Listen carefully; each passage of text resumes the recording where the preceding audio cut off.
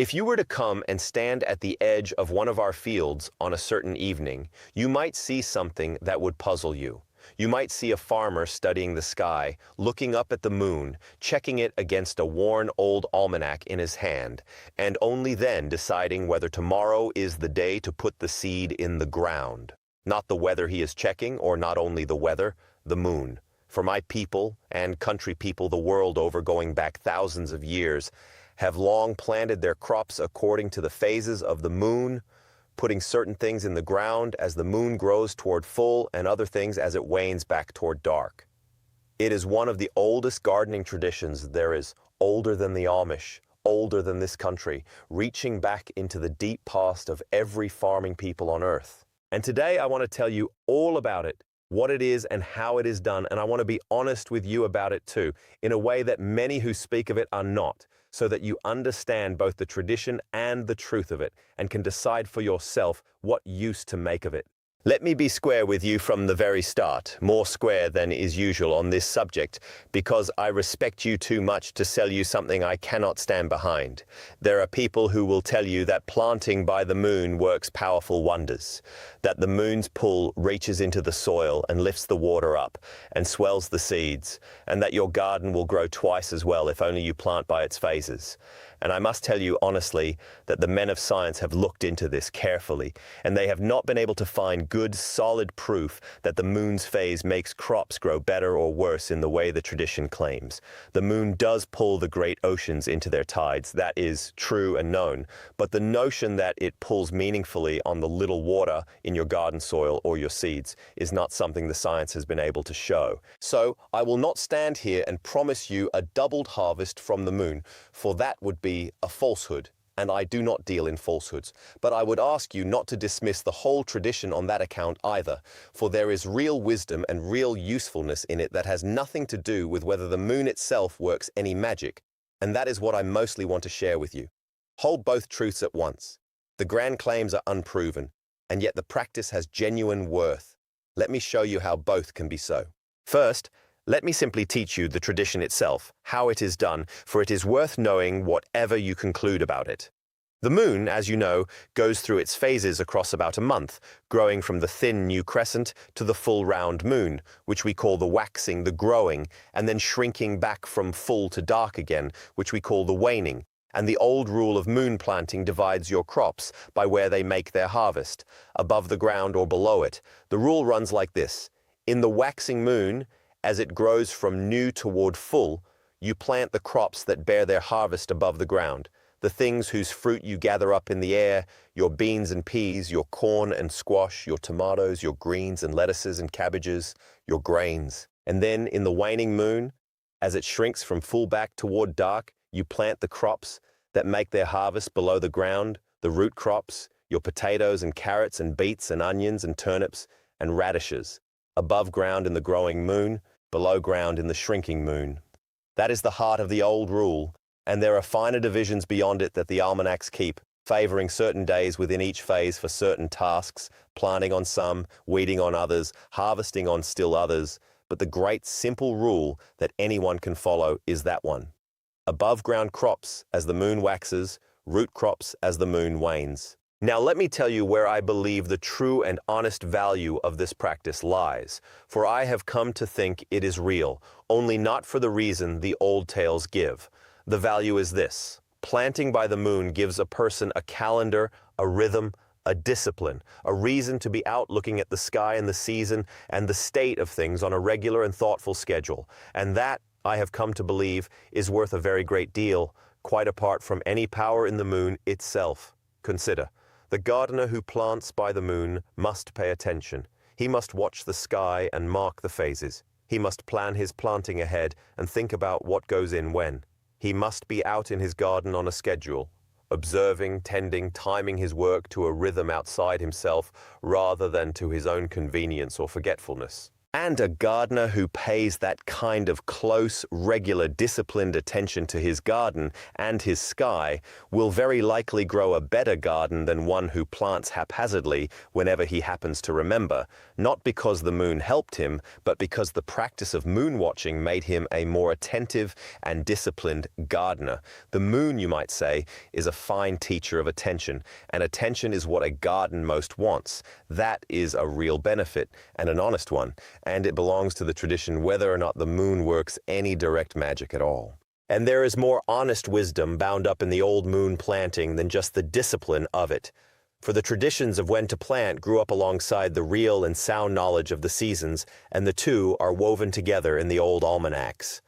The same almanac that tells you the moon's phase also tells you the frost dates, when the last killing frost of spring is likely past and when the first frost of autumn is likely to come. And that knowledge is pure gold and entirely sound, for the single most important thing in knowing when to plant is knowing when your ground is safe from frost.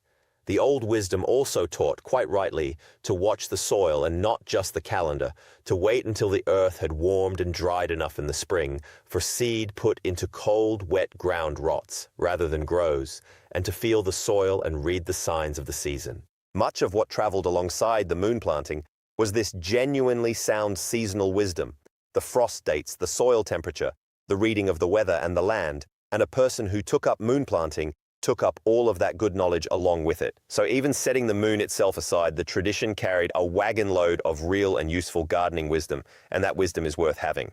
Let me be honest too about why so many people across so many centuries and so many lands came to believe in it so firmly, for it is a fair question.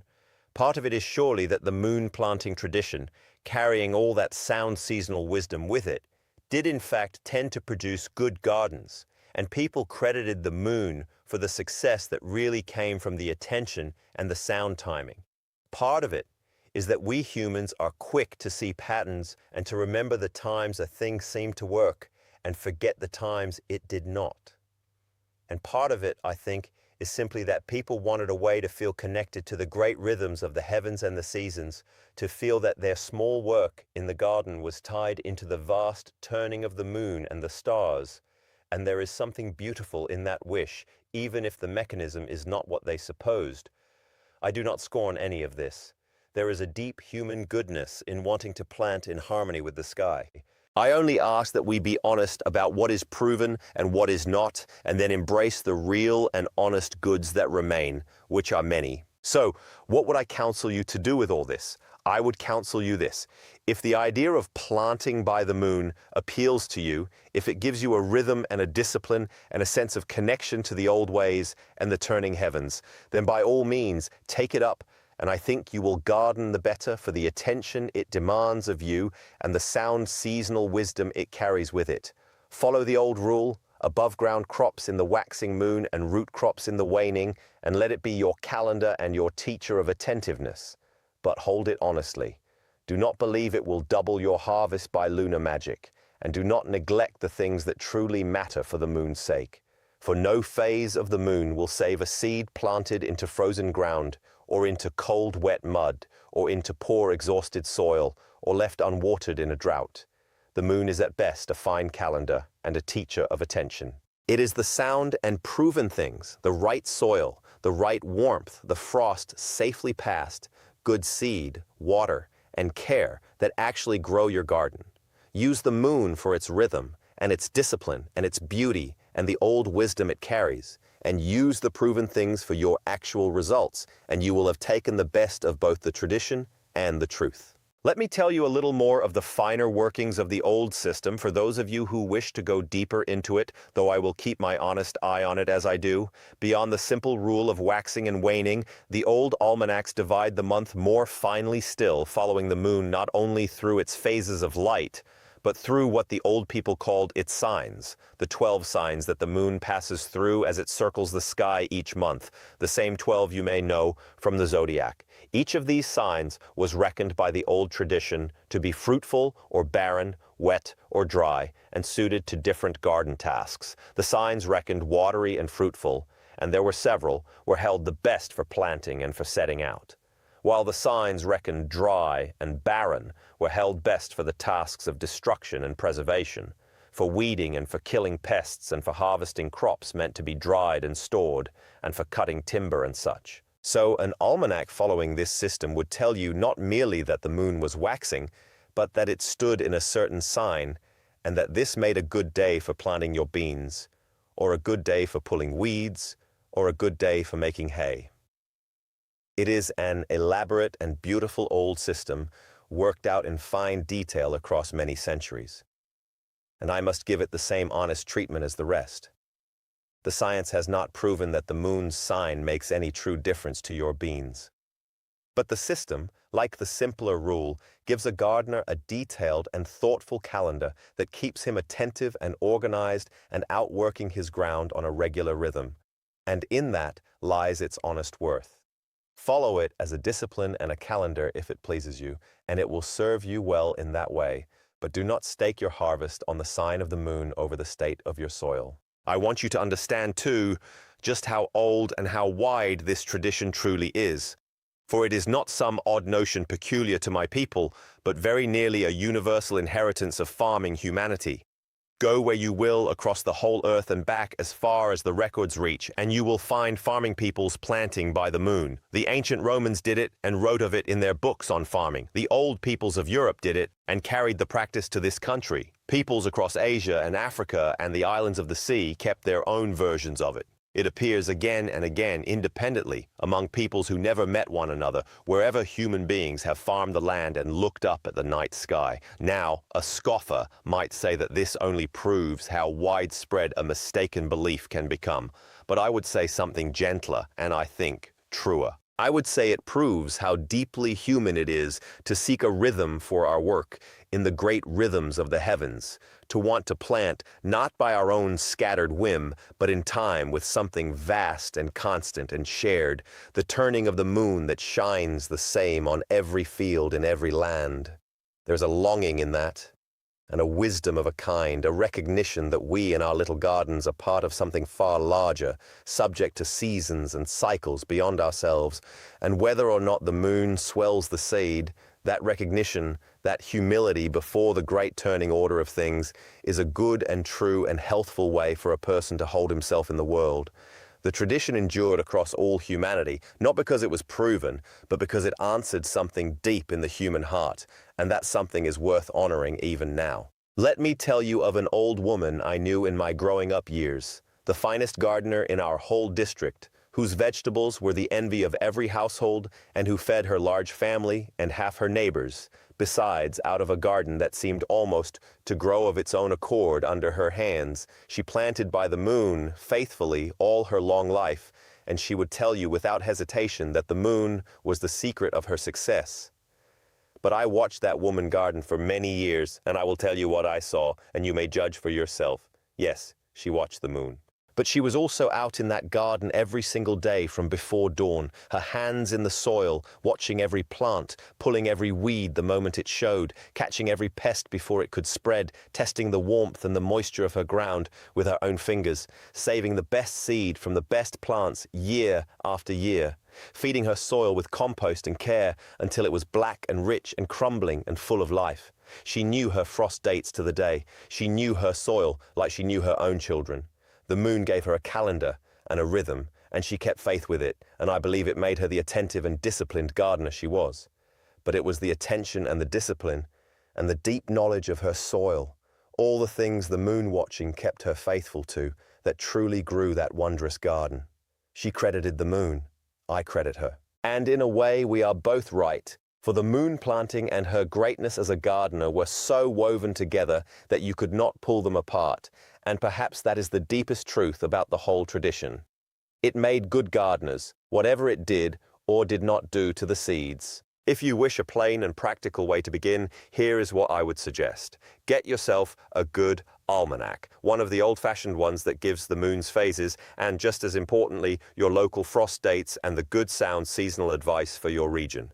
Learn to see at a glance whether the moon is waxing or waning, which you can do with your own eyes on any clear night. Then plan your planting by the simple rule, your above-ground crops as the moon grows toward full, your root crops as it shrinks toward dark, but always, always, subject to the sound and proven things first, planting only when the frost is safely past and the soil is warm and workable, never before. Let the moon be your calendar within the season, and let the season and the soil be your master over the moon. Keep a little garden journal and mark what you planted when, by the moon and by the date both, and watch across the years what does well for you. And most of all, let the whole practice draw you out into your garden often and thoughtfully, for that attentiveness is the truest gift the old moon planting has to give. Let me gather it all together for you now, plainly and honestly. Planting by the phases of the moon is one of the oldest gardening traditions in the world, and the rule of it is simple.